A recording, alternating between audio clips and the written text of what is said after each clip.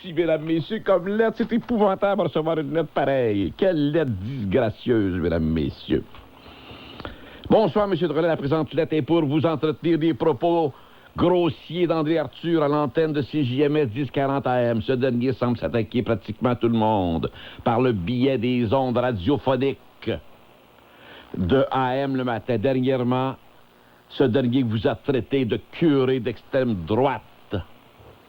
Et vous a aussi accusé d'être un agent secret à la solde de la secte de l'Opus Dei.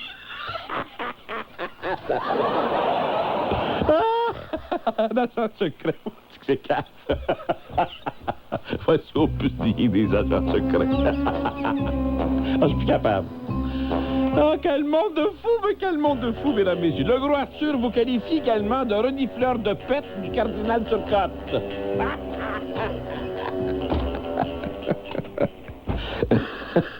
André Arthur s'attaque aussi aux morts, en traitant Robert Bourassa de vieille pédale non avouée. Et de Pierre-Éliott Trudeau. Ça n'a pas de bon sens. Ce gars-là dit pas ça à la radio, toujours. Il paraît que oui. Pierre-Éliott Trudeau qu'il traite de bisexuel. Arthur a surnommé Fadakian le gros Humpty Dumpty. C'est épouvantable. Ce cas. Alors, ce polisseur d'anus, Arthur fait aussi régulièrement allusion à un animateur sportif, commentateur télé et radio qu'il accuse d'adultère avec de jeunes adolescentes et qu'il paye la traite. En terminant, je me demande bien comment une station de radio aussi minable, aussi misérable que le 1040 puisse payer une dispendieuse prime d'assurance contre les poursuites civiles en diffamation pour couvrir le charognard d'Arthur. Qu'en pensez-vous, M. Drolet? Je vous répondrai tantôt. Concernant la lettre que j'ai reçue concernant ce monsieur disgracieux grossier, il faut bien comprendre qu'il y a un public pour ça. Bon. Je dis pas que c'est bien, je dis pas que c'est mal. Je vous dis que c'est un monde d'exploitation. Le vice est exploité. Le bag, c'est ça, le bag. Dans le bag, vous en avez pour tous les goûts. Alors, il faut essayer de comprendre ça. Bon, Arthur fait son travail. Lui, son travail est basé sur la médisance, sur la grossièreté, sur tout ce qui est disgracieux. Il fait sa job. C'est ça, son affaire. Comment se fait que le monde décode pas ça? Voici s'il va commencer à dire du bien de quelqu'un. Voyons donc. Alors, attendez-vous pas à autre chose que ça. Faites-vous-en donc pas avec ça. Dans le bag, vous avez toute une variété. Je vous l'ai dit tantôt. On donne des permis de radio à toutes sortes de spécialités maintenant.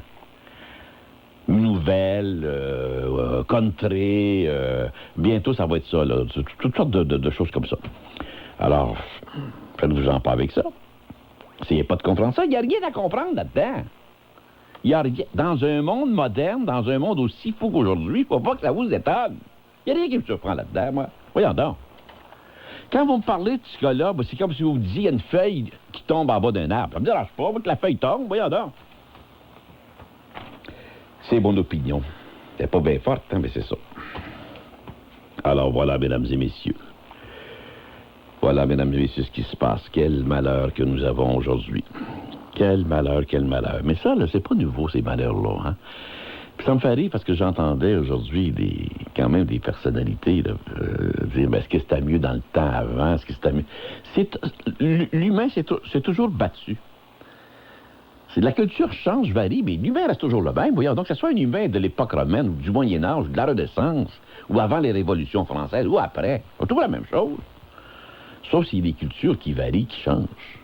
Mais l'humain reste le même.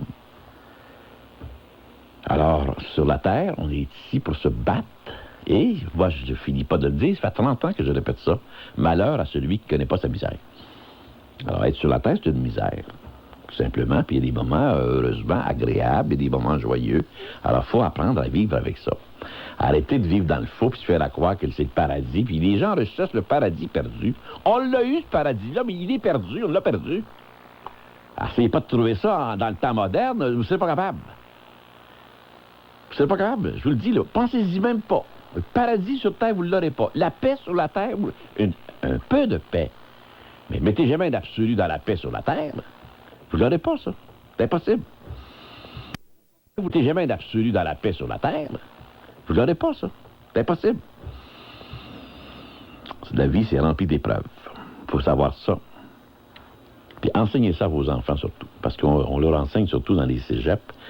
ou encore dans les écoles, le paradis terrestre sur Terre, alors qu'il n'existe pas.